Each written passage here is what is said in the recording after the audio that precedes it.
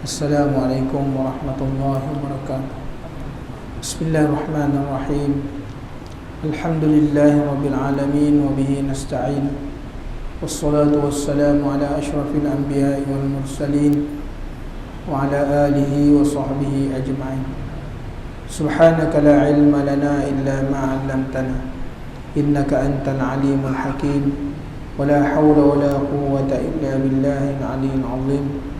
اللهم لا سهل إلا ما جعلته سهلا وأنت تجعل الحزن إذا شئت سهلا. اللهم فقهنا في الدين وعلمنا التأويل. اللهم زدنا علما. أما بعد.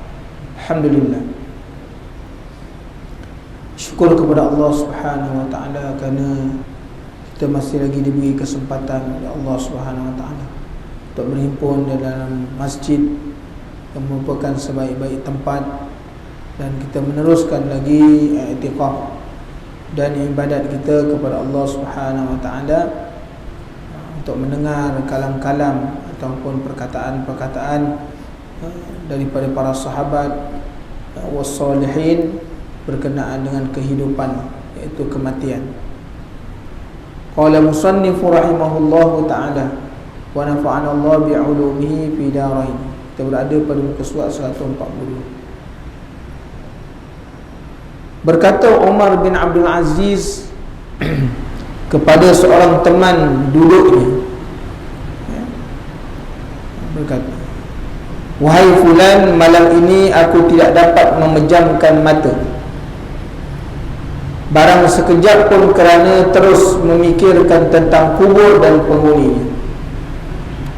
Orang-orang yang terdahulu, tuan-tuan, mereka ni walaupun sibuk dengan urusan kehidupan mereka, tapi satu saat dalam kehidupan tidak pernah melupakan akan kematian. Kenapa? Bila mereka ni banyak mengingati mati, maka satu perkara yang perlu mereka ambil ialah membuat persiapan untuk kematian. Yang keduanya, apabila mereka ni mengingati mati, mereka tidak cuai dan merasa ada tanggungjawab serta amanah dalam setiap perbuatan yang mereka lakukan. Sebab apa? Sebab mereka tahu setiap perbuatan, setiap amanah akan ditanya oleh Allah Subhanahu wa taala. Jadi dengan sebab itu mereka sentiasa mengingat kematian.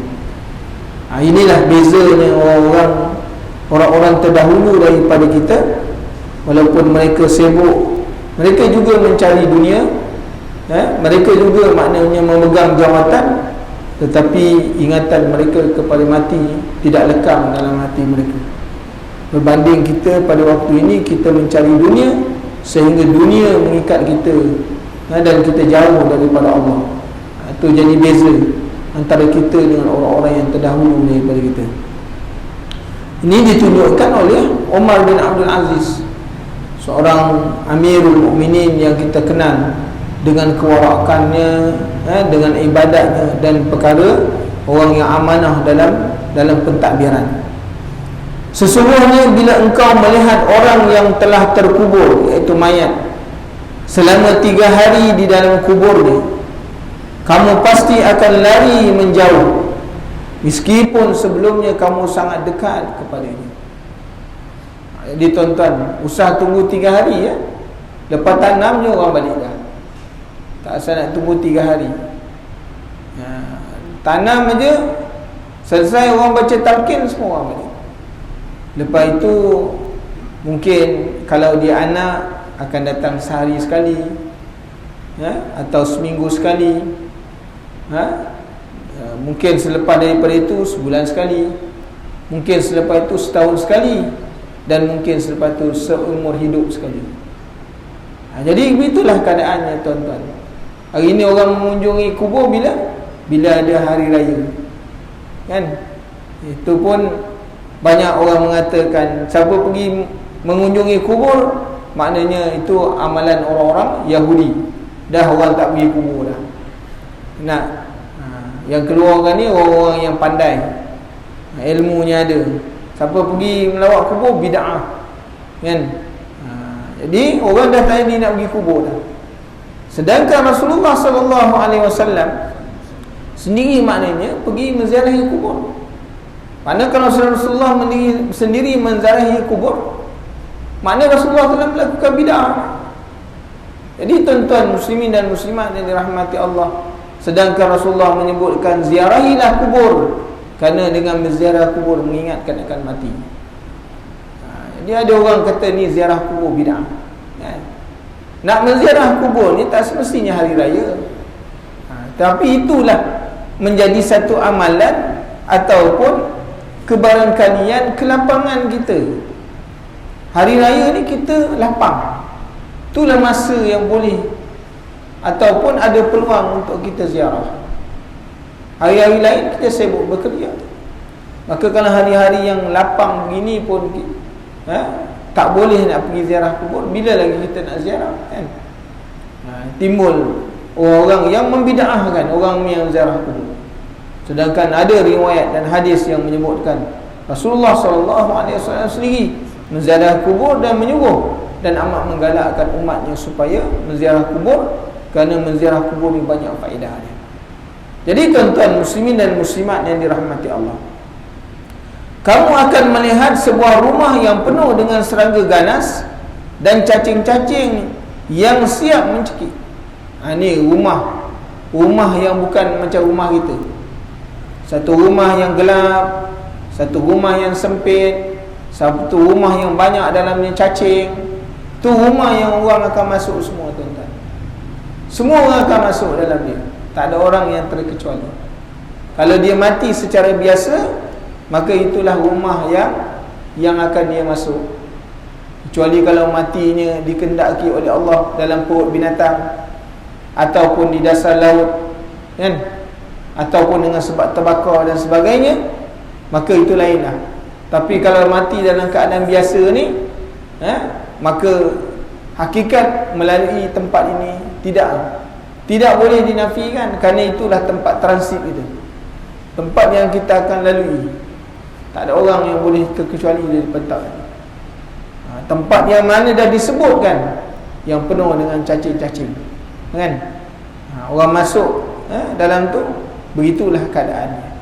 Rumah yang gelap, tak ada apa pun. Rumah yang terasing. Hari ini kita ada jiran tetangga, jauh macam mana pun kita ada jiran. Mungkin jauh 1 kilometer itu jiran juga. Tapi ini rumah yang terasing, jiran tak ada. Jauh daripada anak-anak, jauh daripada isteri kan? Jadi tuan-tuan akan bayangkan, dan di sana bau mayat yang asalnya harum berubah menjadi sangat busuk. Ketika mana orang mati, menjadi satu sunnah dimandikan dengan air kapur barus. Air kapur barus, air bidara. Kan ini semua untuk menahan daripada bau mayat. Sebab mayat ni, manusia ni, dia cepat berbau. Pakai air kapur barus ni kerana itu satu proses awet mayat, supaya mayat dia ditahan dalam tempoh berapa jam. Itu sebab tu digunakan kapur barus tu. Gunakan air bidara kerana mayat manusia ni dia berbau. Kenapa? Dia makan macam-macam. Nah, itu untuk tahan daripada bau. Tidak berbau, tuan-tuan. Manusia ni cepat bau. Jadi tuan-tuan muslimin dan muslimat yang dirahmati Allah, bau manusia yang asalnya harum dekat atas dunia, ketika mana orang dia mati, pemandinya ataupun Bilal memakaikan dengan minyak atar, pakaikan dengan macam-macam kan, itu semua ketika mana ada kat dunianya masuk dalam, tuan-tuan muslimin dan muslimat yang dirahmati Allah, dalam tempoh yang disebut tak lebih daripada seminggu, maka mayat akan berubah dah. Pecah perutnya, semua tulang belulang, daging dan sebagainya. Kain kapan yang asalnya elok dibungkus, kita tengok masuk tak sampai seminggu habis. Semuanya akan hilang, dimakan oleh cacing-cacing. Jadi inilah kehidupan yang kita kena faham kan? Dan Yang asalnya bagus kita akan menjadi berubah menjadi busuk sehabis berkata begitu, tiba-tiba mengerang lalu jatuh pingsan.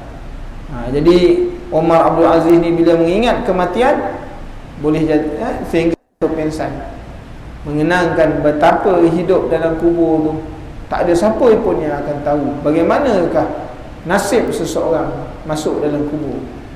Dia tak tahu, tuan-tuan. Kita pun tak tahu. Dia sendiri pun mendengar maknanya hadis-hadis begini, sehingga dia pun belum tahu bagaimana kesudahan kalau dia masuk dalam kubur, bagaimana layanan Allah Subhanahu Wa Taala kepada dia. Dan menyebutkan oleh Yazid Raqash berkata, wahai orang yang dikubur di liang lahat, yang bersendirian di dalam kuburnya dan yang merasa tenteram di dalam tanah kerana amal-amalnya, dengan amalan yang manakah engkau merasa gembira, dan dengan teman yang mana engkau berasa terhibur? Kemudian ia menangis sampai kain serbannya basah oleh air mata. Lalu ia berkata, demi Allah, ia bergembira dengan amal-amalannya, dan demi Allah ia akan merasa terhibur dengan teman-temannya yang mahu saling membantu dalam mengerjakan ketaatan kepada Allah. Ini sebagai kita lihat bagaimana orang-orang apa ni solehin ini, mereka ni bercakap dengan hati mereka sendiri, kan? Mereka bercakap dengan hati mereka sendiri. Bagaimana mereka nak mendidik hati mereka supaya ingat kepada Allah Subhanahu Wa Taala. Kononnya setiap kali melihat kuburan ia akan melengung ketakutan laksana seekor sapi.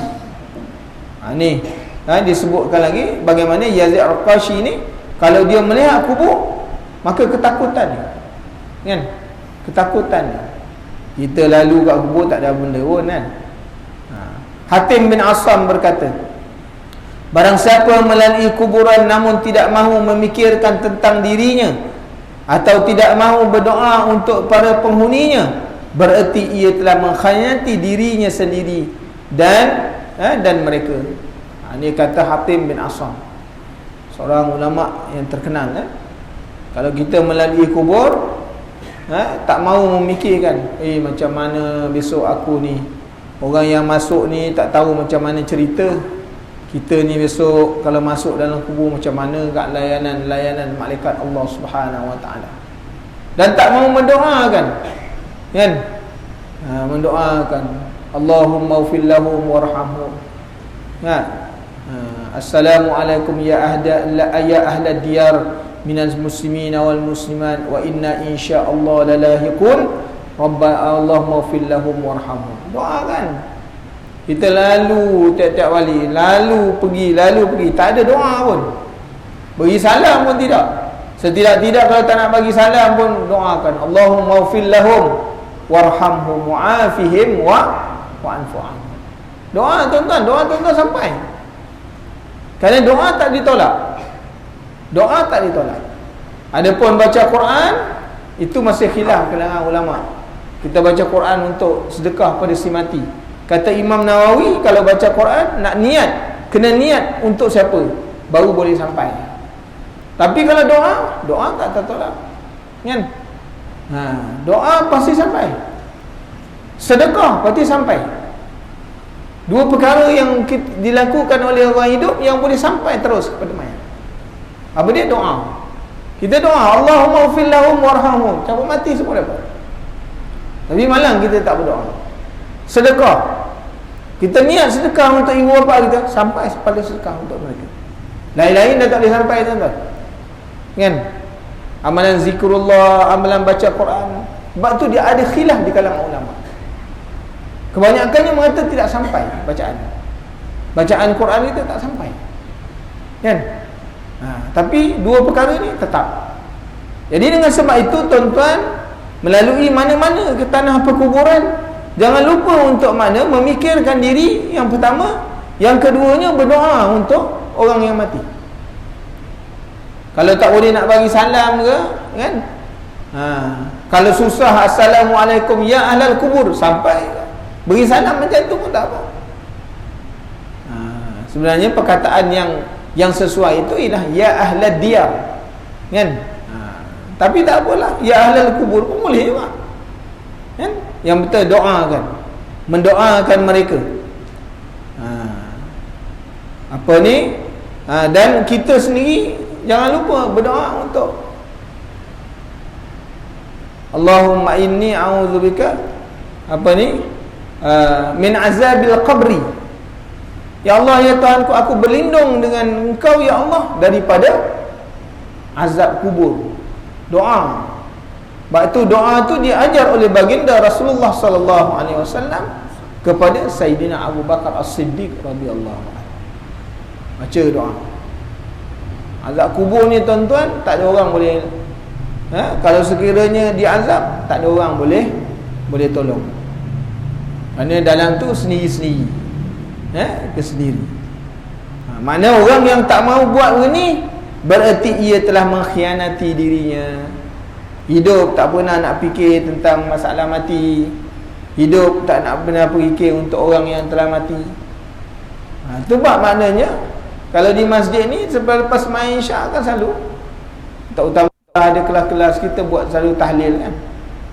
Kita buat tahlil tu. Mana manfaatnya cukup besar. Walaupun tahlil itu kita buat, tapi kita ada doa, kan, ada zikir. Maknanya sesuatu yang bagus diamalkan, diteruskan, kan? Jadi tuan-tuan muslimin dan muslimat yang dirahmati Allah. Dan Abu Bakar Abid mengatakan, wahai ibunda, kenapa engkau dahulu tidak mandul saja? Dia rasa kesal dengan ibu dia. Kenapalah ibu ni tak jadi mandul aja? Mandul ni orang yang tak boleh melahirkan zuriat.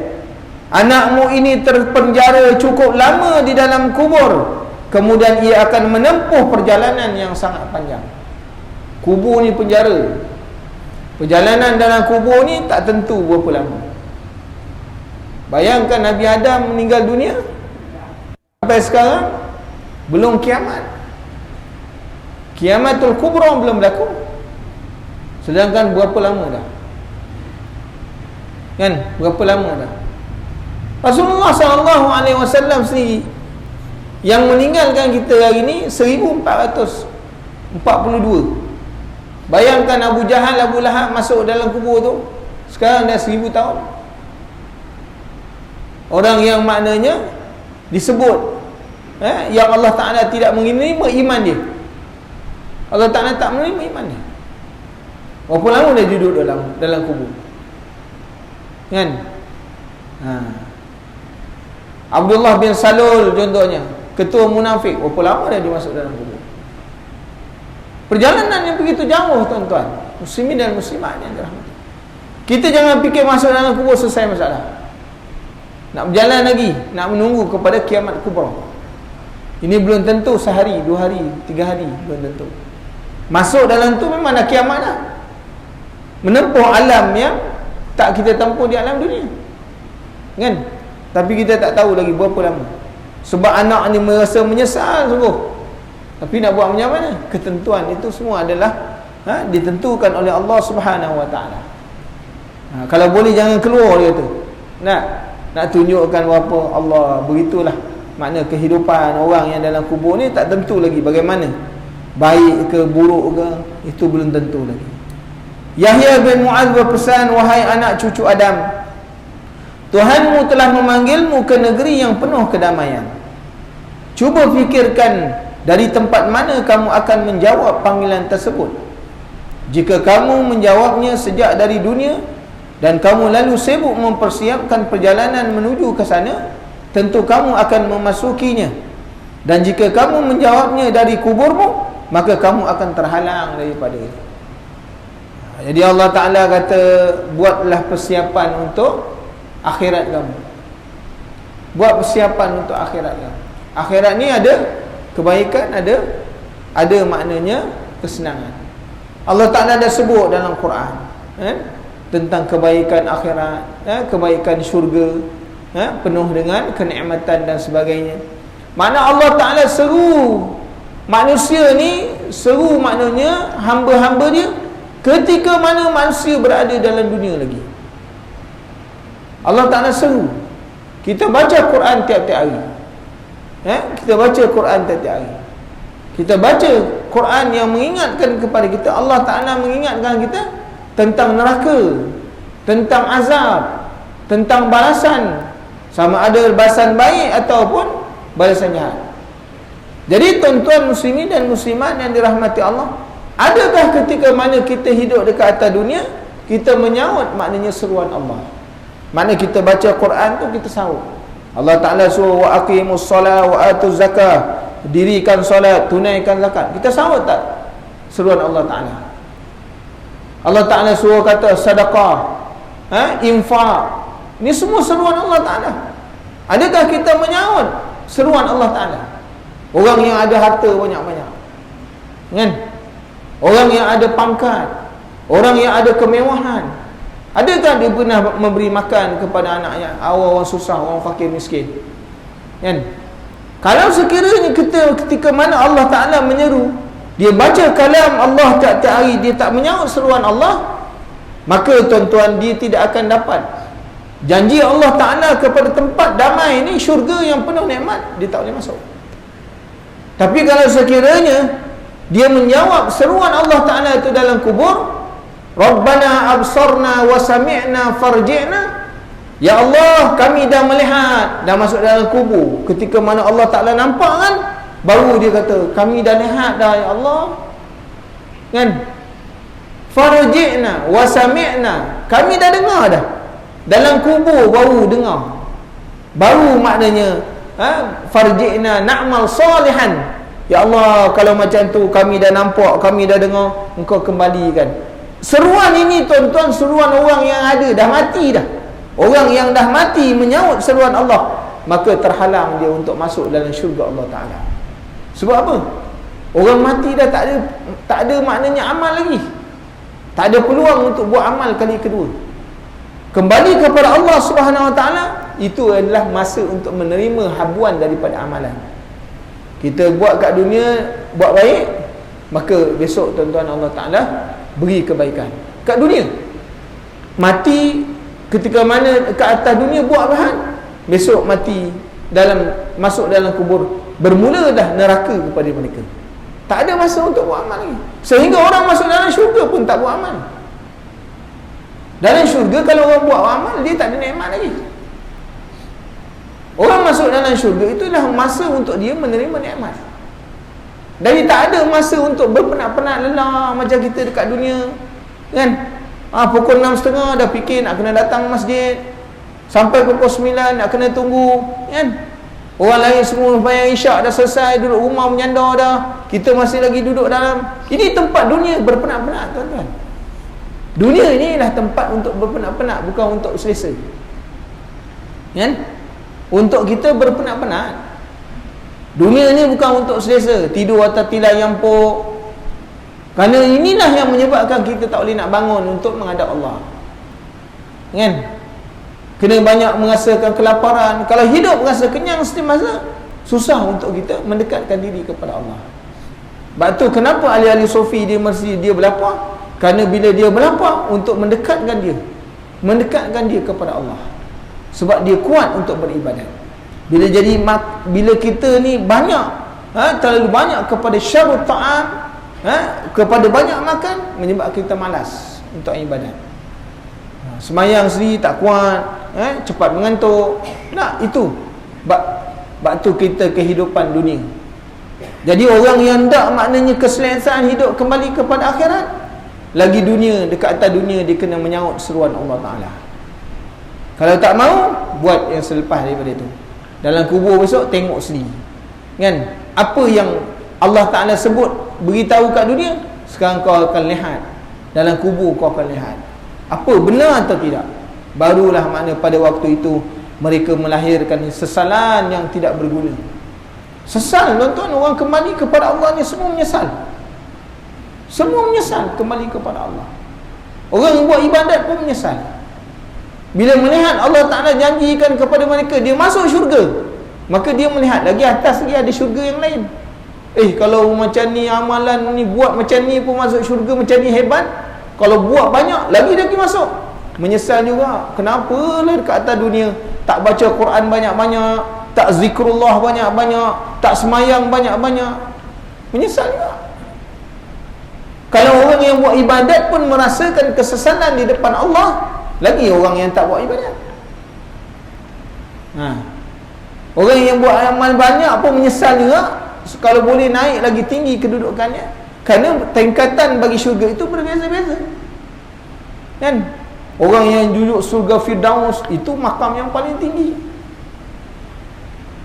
Duduk Jannatul Ma'wa,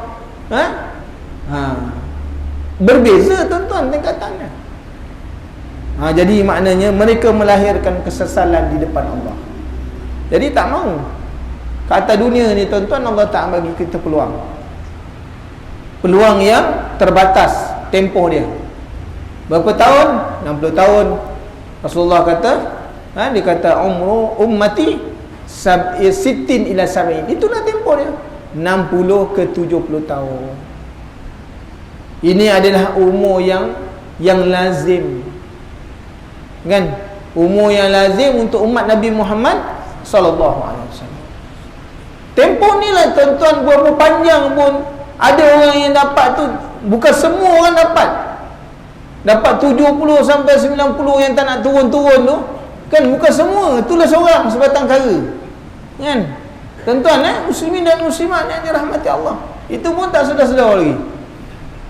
Kita doakan mudah-mudahan Allah Ta'ala bagi taufik hidayah kepada mereka. Tuan-tuan, muslimin dan muslimat yang dirahmati Allah, 60 ke 70 tahun dia. Tuan-tuan fikir umur 60-70 tahun waktu sekarang kita hidup, adakah seperti mana umur orang dulu? Dia punya keberkatannya ketika mana Rasulullah sallallahu alaihi wasallam bertanya kepada malaikat Jibril alaihi salam, wahai malaikat Jibril, adakah maknanya selepas daripada aku wafat nanti engkau akan turun lagi? Turun tak lagi ke dunia ni? Kata malaikat Jibril, aku akan turun 10 kali, kan? Salah satu sebab aku turun ini kerana nak mencabut keberkatan hidup. Sebab tu tuan-tuan, hari ni kita hidup, keberkatannya Allah Ta'ala cabut. Dicabut keberkatan hidup. Mana apa? Dicabut keberkatan hidup, masa tak panjang. Seminggu punya masa macam 1 hari. Ni tadi kita baru pagi, ni dah nak subuh balik. Kita sekarang dah bulan Muharram, kan? 3 bulan lagi masuk puasa Ramadan. Baru puasa, kan? Kita baru puasa. Kata malaikat Jibril, aku akan mencabut keberkatan untuk orang yang hidup kat dunia, kan? Jadi kita kena ingat tuan-tuan, ketika mana malaikat Jibril turun untuk mencabut waktu sekarang kita tengok semua hilang berkat. Harta banyak, berkat hilang. Keluarga hilang keberkatan. Hari ni ilmu hilang berkat, kan? Orang ilmu banyak tapi mengajar tak berkat. Kerana tak berkat, orang tak beramal. Malaikat akan turun, malaikat Jibril akan turun. Kerana apa? Mencabut, maknanya dalam hati-hati ulama ni, maknanya ada rasa takut dengan Allah. Mereka ni berdakwah semua nak cari populariti. Ni ulama-ulama, mereka dah tak takut dengan Allah lagi. Kita tengok hari ni semua ulama semua bisnes, buka konsultan, buka ni, kan? Kali ceramah mesti, kan, konsultan, bayar dengan konsultan. Nak jemput mesti ada PA. PA akan tentukan harga. Ustaz ni kalau datang mesti 4,000 bayar. Dah sama macam artis. Ni tuan-tuan, Allah akan cempakkan di dalam hati ulama zaman mutakhir, dia tak takut lagi dengan Allah. Kenapa? Dia nak cari populariti. Kalau mana yang keluar dalam TV, tu mahal loh, kan? Kalau macam kita ni keluar daripada surau je, 2-3 ringgit ni bayar. sedangkan ilmunya sama. Ya. Orang tak nak jemput kita tuan-tuan. Ya. Datang daripada KL dalam ini, daripada ni Habib ni. Nak. Kalau Habib je, wah ramai penuh masjid. Kalau yang bukan Habib, ustaz lebay yang macam lebay. Adalah 2-3 kerat. Itu pun yang nak runtuh punya. Datang dengar semua dah tunduk. Kan? Yang semua 7 silinder punya datang. Tuan-tuan muslimin dan muslimat yang dirahmati Allah. Tuan-tuan boleh tengok hari ni. Kan? Tuan-tuan boleh tengok hari ni. Sebab tu kita kena ingat. Keberkatan hari ini, kehidupan ditarik oleh Allah. Apa yang kita tengok hari ini? Masa, salah satunya keberkatan masa. Rasulullah sendiri dah sebut dalam hadis bahawa di akhir zaman masa Allah Ta'ala akan cabut keberkatan dia setahun jadi macam di perjalanan yang macam sebulan. Setahun ni kan ada 360 hari. Tapi perjalanan dirasakan macam sebulan. Habis. Kita pun tak tahu mana pergi masa kita ni. Habis macam tu. Tengok cerita Korea, habis. Tengok cerita Korea, habis. Habis masa. Kan? Habis masa tu. Main tengok handphone. Kan? Habis masa gitu. Habis masa tuan-tuan. Hari, minggu berjalan. Kita baru mula bulan 9. Hari ni dah 8 lah. Tuan-tuan. Baru mula bulan Muharram dan habis bulan Muharram dah. Tuan-tuan tengok, perjalanan sebulan kata Rasulullah seperti mana seminggu. Wah, lagi cepat. Kecepatan masa tu. Perjalanannya sama, tapi berkatnya ditarik oleh Allah. Kan? Sehingga kita tak tahu apa yang kita dah penuhkan dalam tempoh masa itu. Seminggu pula perjalanannya macam sehari. Ya Allah, begitu pantah tu. Sehari seperti mana? Maknanya sedetik. Sedetik umpama seperti mana daun yang kering yang dibakar dengan disambar dengan api. Tuan-tuan, kalau daun kering ni kalau disambar dengan api macam mana? Dia punya cara dibakar cepat angus. Maka begitulah kata Rasulullah sallallahu alaihi wasallam, perjalanan hidup bila ditarik keberkatan oleh Allah. Sebab tu tuan-tuan, sebab tu kita hidup dekat dunia tiap-tiap hari Rasulullah ajar apa? Wa barik li fima apa? Rasulullah ajar kepada kita tiap-tiap hari minta 5 perkara. Nah, 5 perkara minta. Semua orang kena minta 5 perkara. Kalau tak minta ni memang tak semayang lah. Allahumma hadini, minta hidayah. Minta hidayah kan? Kena minta hidayah, tiap-tiap hari minta hidayah. Wa'afini, minta afiat.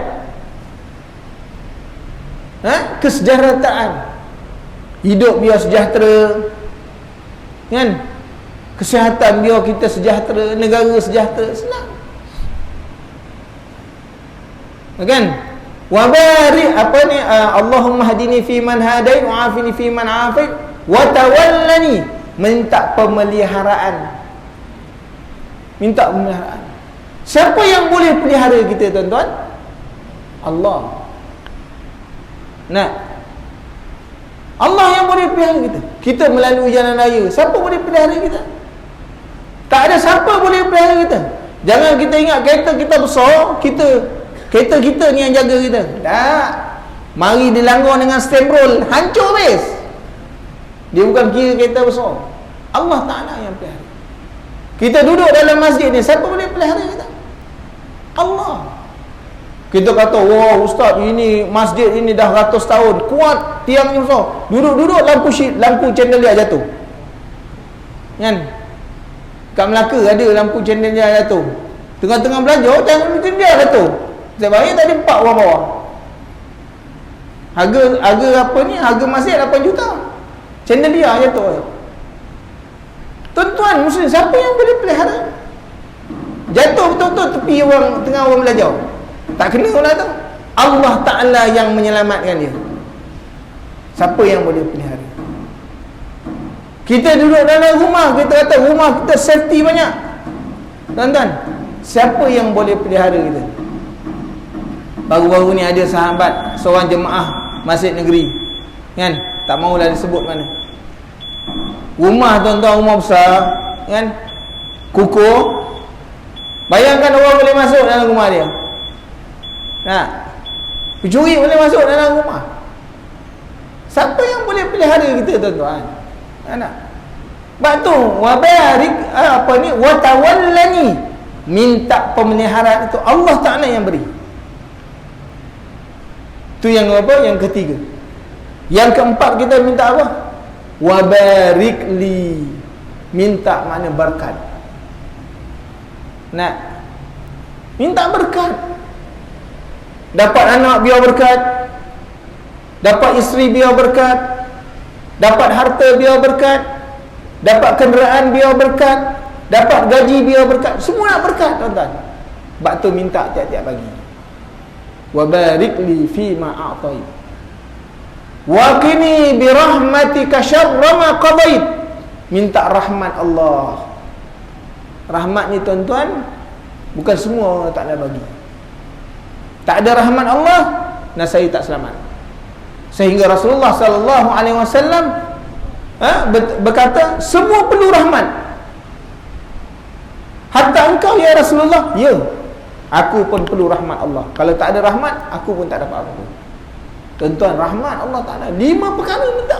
Kena tiap-tiap hari, kan? Kena minta tiap-tiap hari. Bayangkan untungnya kita jadi umat Nabi Muhammad sallallahu alaihi wasallam. Nabi ajar kepada kita, apa yang kau kena minta di permulaan hidup kau, apa yang kau kena minta. Batu bersungguh-sungguh baca doa tuan-tuan. Doa kunut baca sungguh-sungguh. Sehingga doa kunut ini dalam mazhab Syafi'i dia merupakan sunat abad. Kerana dia punya makna dia besar. Kan? Yang kita nak minta ni dia meliputi semua benda yang hendak.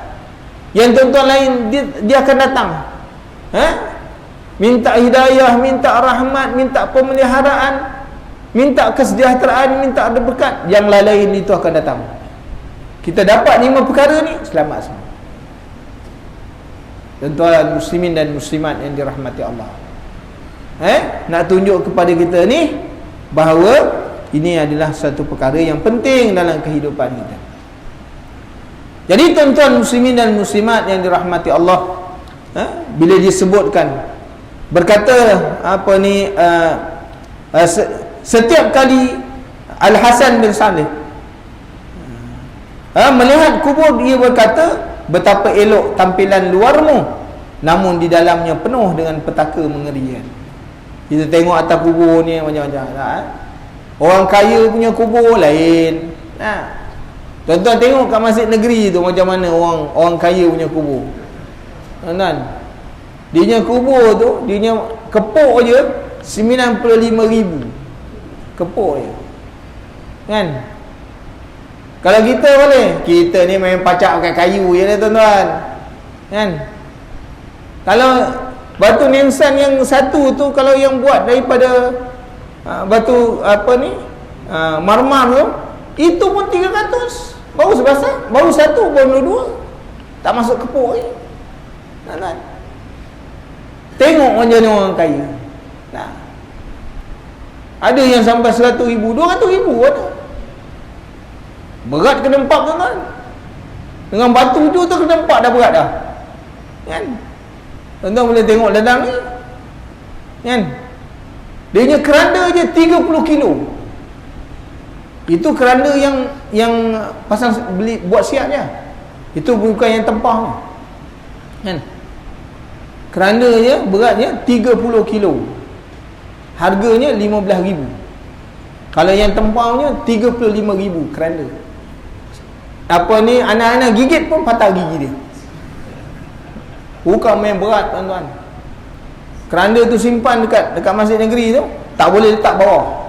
Dia kena pakai staging. Kalau letak bawah tak boleh angkat. Punya dia berat. Belum masuk orang ni, kan? Ini pengalaman kita mengurus. Punya lah berat, ya Allah, kan? Dunia keranda punya berat. Itu keranda yang belum proper tu. Sebab kita belum ada pengalaman lagi. Lepas tu keranda yang betul-betul dah buat, dah ada orang meninggal seorang, buat keranda yang proper ni. Satu keranda 35,000. Tuan-tuan muslimin dan muslimat yang dirahmati Allah, ini kehidupan, kan? Kehidupan yang kita kena perlu tahu. Dan luar semua elok, nampak elok, ada tanam bunga, kan? Siap naikkan dia punya makam sekali. Dalam belum tentu lagi. Dalam belum tentu lagi. Adakah sama seperti mana hiasan dekat atas atau di bawah? Belum tentu lagi. Untung orang tu tanam kat situ tiap-tiap hari dengar orang azan. Kalau dengar orang azan, rehat dia sekejap, kan? Dengar orang azan, rehat dia sebentar, bab orang azan. Kita yang tak dengar orang azan ni, orang sebelah yang mati tu jenis main gitar, gereng gereng gereng. Tu dah. Kalau 40 tahun berjiran dengan dia, 40 tahun dah dengar main gitar. Tuan-tuan, ingat macam mana jiran ni kita? Kita kena tahu. Kita tak senang dah, tuan-tuan. Kita buat amalan, sebelah tak ada amalan, terseksa kita, kan? Kerana terganggu kita. Sebab tu kata maknanya Al-Hasan belum tahu yang nama dalam penuh, bagaimana dalamnya penuh dengan petaka dan kengerian. Dan juga maknanya waktu malam menjelang Atha' bin Sulaim pergi ke perkuburan. Di sana ia berkata, wahai penghuni kubur, kalian meninggal dan celaka nian kematian kalian. Kalian telah melihat sendiri amalan-amalan kalian dan buruk nian amalan-amalan kalian. Maknanya masuk dalam kubur, kalau baik, baiklah, kalau tidak, tidaklah. Begitulah kehidupan kita. Supaya kita ni, bila kita membaca kitab ni, Al-Imam Al-Ghazali nak mengingatkan kepada kita bahawa kehidupan kita mesti ada penghujungnya, mati. Mati ni, sebab tu dia bawakan kalam-kalam orang ni, orang yang telah terdahulu daripada kita, supaya kita beringat dan jangan leka dengan hakikat kehidupan dekat atas dunia ni untuk aku, tuan-tuan muslimin dan muslimat yang dirahmati Allah. InsyaAllah panjang umur kita sambung lagi sekiranya diizinkan oleh Allah Subhanahu Wa Taala. Bismillahirrahmanirrahim. Alhamdulillahirabbil alamin. Wassalatu wassalamu ala asyrafil anbiya'i wal mursalin wa ala alihi wa sahbihi ajma'in. Allahumma inna nas'aluka 'ilman nafi'an wa rizqan thayyiban wa amalan mutaqabbala. Allahumma faqihna fid din wa 'allimna at-ta'wil. Subhanakallahumma wa bihamdika asyhadu an la ilaha illa anta astaghfiruka wa atubu ilaik. Jazallahu anna sayyidana Muhammadan abdu sallallahu alaihi wasallam ma huwa ahluh. Jazallahu anna sayyidana Muhammadan sallallahu alaihi wasallam ma huwa ahluh. Jazallahu anna sayyidana Muhammadan sallallahu alaihi wasallam ma huwa ahluh. Rabbana atina fid dunya hasanah wa fil akhirati hasanah wa qina azaban nar. Sallallahu alaihi wasallam Muhammad wa ala alihi wasallam. Alhamdulillahirabbil alamin.